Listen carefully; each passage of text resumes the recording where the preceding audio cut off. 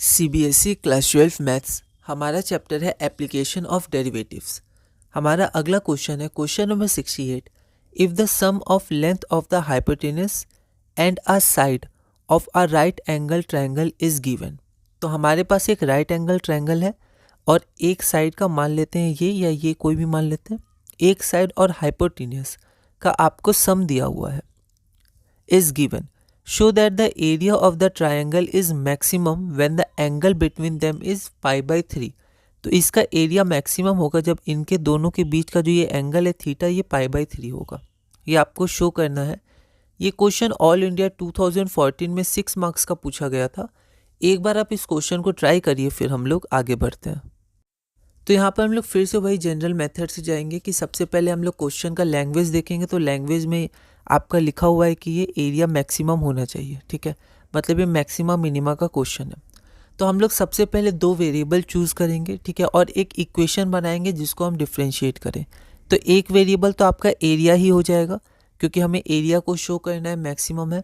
दूसरा वेरिएबल हम लोग देखेंगे क्या होगा, ठीक है। तो दूसरे वेरिएबल में अगर हम लोग देखेंगे तो हाइपोटेनस और आपका एक साइड का लेंथ उनका सम दिया हुआ है। तो एक्स और वाई जैसे यहाँ माना गया है, पर एक्स वाई में से हमें क्या करना है कि एक वेरिएबल में चेंज करना है, या तो एक्स या तो वाई। तो उसके लिए हम लोग एक दूसरा इक्वेशन लेंगे, ठीक है। तो उस दूसरे इक्वेशन से पहले इक्वेशन में पुट करेंगे तो एक वेरिएबल में कन्वर्ट होगा, जैसे हम लोग करते हैं, ठीक है। शुरू करते हैं। Let us consider a right angle triangle P Q R. यहाँ थोड़ी ओवर राइटिंग हुई तो आपको ध्यान देना है, आप नाम क्या ले रहे हैं, ABC ले रहे हैं या PQR ले रहे हैं, उसी के हिसाब से आप आगे बढ़िएगा। तो यहाँ पर PQR एक राइट एंगल ट्रायंगल है, right angle at Q with base X and hypotenuse Y। इसका बेस X है और इसका हाइपोटेनियस Y है, ठीक है। गिवन क्या है, गिवन है आपका sum of hypotenuse and a side. तो ये हाइपोटेनियस Y हो गया और एक साइड X हो गया, और हाइपोटेनियस और एक साइड का सम आपको दिया है। तो x plus y is equal to k, मान लेते हैं वो के सम है, कांस्टेंट है, लेट, ठीक है। हमें प्रूफ क्या करना है या शो क्या करना है, area of triangle P Q R is maximum when theta. Theta क्या है, तो वेयर थीटा इज, यहाँ भी थीटा को हमने लेट किया है तो हम इसको अच्छे से लिखेंगे, नहीं तो कम स्पेस में लिखा है। Where theta let is the angle between the base and the hypotenuse, तब उन दोनों के बीच में एंगल पाई बाई 3, ये हमें शो करना है। तो यहाँ पर हमें क्या करना है, तो हम लोग क्या करेंगे, सबसे पहले हमें एरिया चाहिए क्योंकि एरिया को डिफ्रेंशिएट करेंगे, D2A निकालेंगे, है ना। और फिर बस हमें नीचे क्या वेरिएबल है वो भी देखना है, एरिया को मैक्सिमम करना है। Let the area be A। तो एरिया क्या होता है, half into base into height. तो ये आपका बेस हो गया, ये आपका हाइट हो गया। हाइट क्या हो जाएगा, root under y square minus x square. आप यार लिख देते, है ना, यहाँ पर जैसे नहीं लिखा है पर आप लिख दीजिएगा कि Pythagoras theorem, from Pythagoras theorem P Q is equal to इतना। डायरेक्ट ये भी लिख सकते हैं या आप पूरा शो भी कर सकते हैं ना। तो आपको कैसे मॉडिफाई करना है इस क्वेश्चन, इस लैंग्वेज को, इस आंसर को आप देख सकते हैं। तो half into base into height, ठीक है। क्यू आर हमारा बेस हो गया, पी क्यू हमारा हाइट हो गया।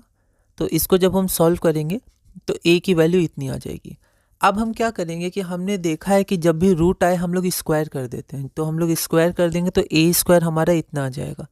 अब ए स्क्वायर मैक्सिमम होगा, मतलब ए मैक्सिमम है, या इसको हम लोग उल्टा सोच सकते हैं, अगर ए को मैक्सिमम करना है तो ए स्क्वायर भी मैक्सिमम ही होगा, ठीक है। तो ए स्क्वायर बराबर x square y square minus x square by 4, ठीक है। अब यहाँ पर दो वेरिएबल आ गए, ए आ गया और एक्स और वाई दोनों आ गए, ठीक है, पर हमें एक वेरिएबल चाहिए। तो हम लोग क्या करेंगे, तो हमारे पास यहाँ पर अभी रुक के हमारे पास ये इक्वेशन है x plus y is equal to k. तो यहाँ से हम, क्योंकि के तो कांस्टेंट है, तो एक वेरिएबल को दूसरे वेरिएबल के टर्म में लिख सकते हैं। तो यहाँ देखिए, अगर x प्लस वाई के है तो y k माइनस एक्स है, और y की जगह k माइनस एक्स रख दिए तो कांस्टेंट है, जैसे 4 कांस्टेंट है वैसे ये भी एक कांस्टेंट है, तो कोई दिक्कत नहीं है। तो RHS में हमारे पास सिर्फ और सिर्फ x आ गया, ठीक है। तो ए स्क्वायर बराबर इतना, इसको आप सॉल्व करिएगा तो आपका ए स्क्वायर आ जाएगा के square x square minus 2k x³ divided by 4, ठीक है।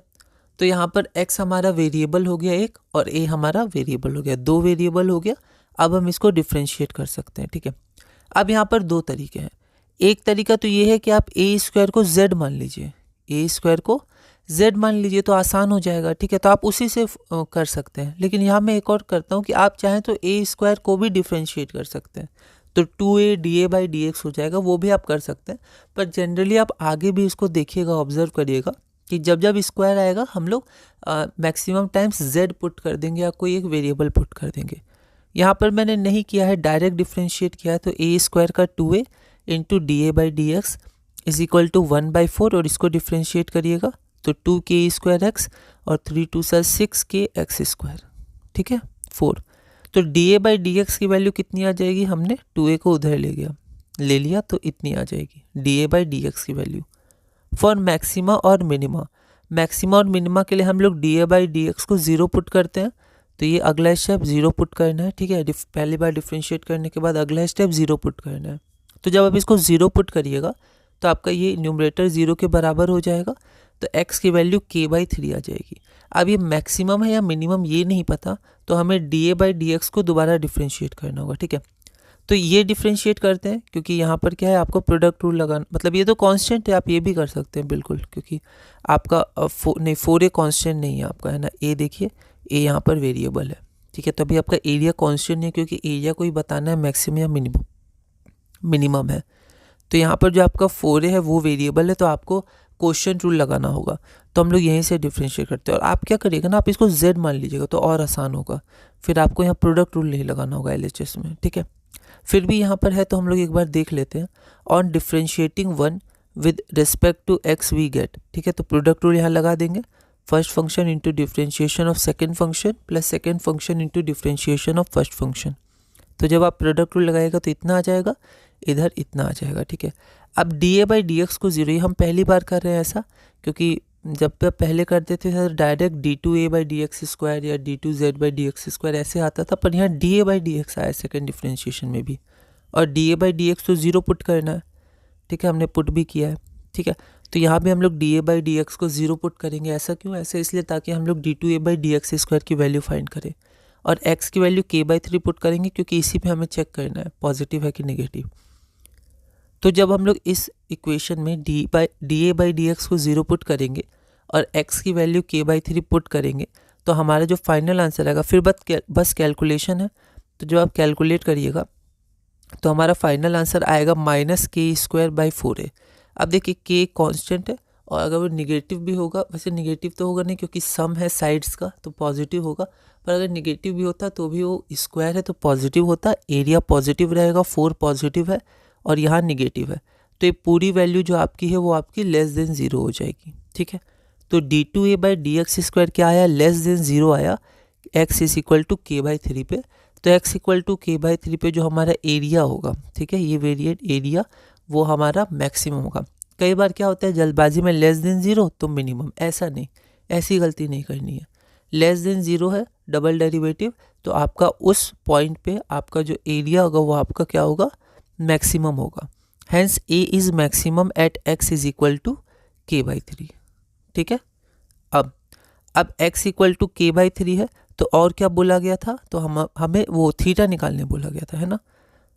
तो हमें मैक्सिमम एरिया पे थीटा π/3 है, ठीक है। तो हमने एरिया को तो मैक्सिमम बता दिया, x इक्वल टू k/3 पे, मतलब एरिया मैक्सिमम है। अब हमें थीटा निकालना है, तो थीटा के लिए देखिए क्या है, cos थीटा का यूज़ किया गया। यहाँ देखिए, अगर हम लोग ये ट्रायंगल लें तो इस ट्रायंगल में cos थीटा क्या हो जाएगा, cos थीटा हो जाएगा p/h, ऐसा सॉरी b/h। ऐसा क्यों?